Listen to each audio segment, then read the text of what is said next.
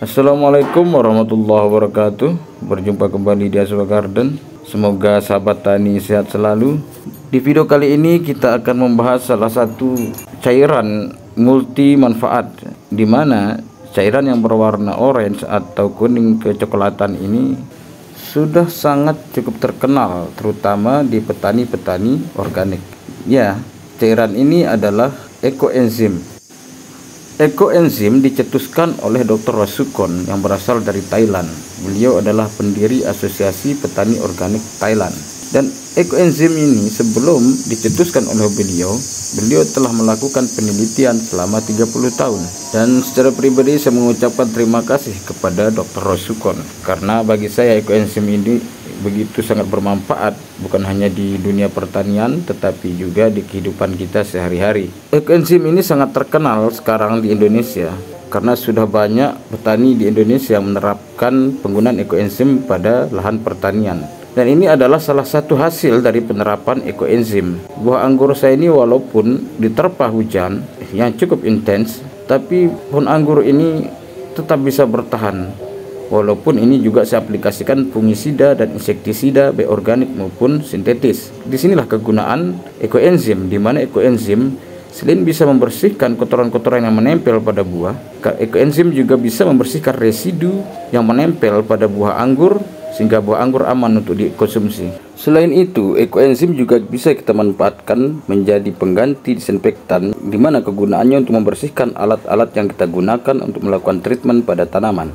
Dan di sini saya akan menjelaskan bagaimana cara membuat ekoenzim sehingga sahabat tani tidak perlu membeli ekoenzim. Yang pertama adalah menyiapkan bahan-bahan sisa-sisa buah ataupun sayur. Tapi alangkah baiknya menggunakan sisa buah atau kulit buah. Seiring pengalaman yang saya alami, kulit buah atau sisa buah yang paling baik untuk membuat ekoenzim adalah kulit buah jeruk, kulit buah pisang atau beserta buah pisangnya, kemudian kulit mangga ataupun sisa dari buah mangga itu sendiri, kemudian pepaya, dan juga yang terakhir adalah nanas. Saya kira kelima buah ini adalah bahan terbaik untuk membuat ekoenzim, karena di sini juga ada buah pepaya dan juga buah nanas yang mengandung enzim papain dan bromelain. Itu bahan organik, yaitu buah-buahan ataupun kulit buah yang kita siapkan, volumenya adalah 3 bagian, atau jika kita menggunakan 10 liter air, maka 3 bagian ini sama dengan 3 kg buah atau kulit buah. Kemudian bahan kedua adalah gula. Bisa menggunakan gula merah ataupun gula pasir, tapi alangkah baiknya jika menggunakan gula merah. Kemudian bahan yang terakhir adalah air. Utamakan menggunakan air yang ber-pH netral, kemudian yang memiliki ppm yang rendah. Jangan sampai menggunakan air yang bersumber dari PDAM. Usahakan air yang berasal dari air sumur atau air hujan. Kenapa kita harus menggunakan air yang ber-pH netral? Karena ekoenzim ini hasil akhirnya memiliki pH yang sangat rendah, sehingga nanti hasil ekoenzim pH-nya tidak terlalu asam atau tidak terlalu rendah jika menggunakan air yang ber-pH netral. Dan di sini terlihat di gambar ini, sahabat tani bisa melihat manfaat-manfaat dari ekoenzim. Ekoenzim juga bisa digunakan sebagai pengganti sabun cuci piring, bisa juga menjadi pembersih lantai, disinfektan, kemudian pupuk. Tapi kalau untuk pupuk mungkin masih kurang efektif, ya, itu pun hanya bisa digunakan menjadi pupuk spray. Kalau untuk pupuk kocor, saya kira jangan dilakukan karena ekoenzim memiliki pH yang sangat asam. pH-nya berkisar di antara 3,5 sampai 5. Jadi tidak cocok dijadikan pupuk untuk sistem kocor. Tapi kalau untuk spray, saya kira tidak masalah, walaupun unsur hara dalam ekoenzim ini terbilang sangat sedikit dan kurang efektif jika dijadikan pupuk. Kemudian ekoenzim juga bisa dijadikan pestisida. Tapi lebih tepatnya, ekoenzim ini sangat efektif jika dijadikan sebagai fungisida dan bakterisida. Tapi jika dijadikan insektisida, apalagi herbisida, itu tidak efektif. Karena menurut pengalaman yang saya temui, untuk mengatasi insek, ekoenzim kurang efektif. Tapi ekoenzim bisa sangat efektif jika dipakai menjadi bakterisida ataupun fungisida.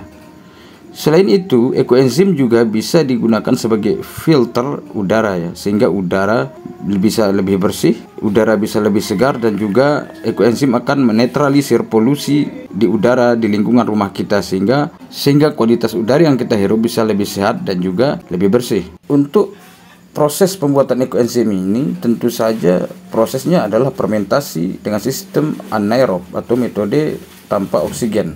Jadi di sini bakteri-bakteri pengurai akan mengurai bahan-bahan organik yang kita gunakan sebagai bahan pembuatan ekoenzim.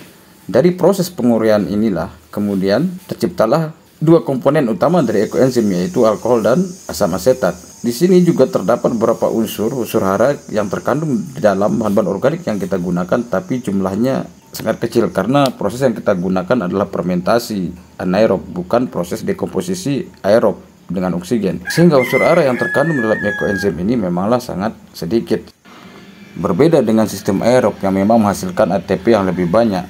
Contohnya seperti pembuatan pupuk organik air lindi ataupun pembuatan pupuk organik jakaba yang menggunakan metode aerob atau dengan oksigen.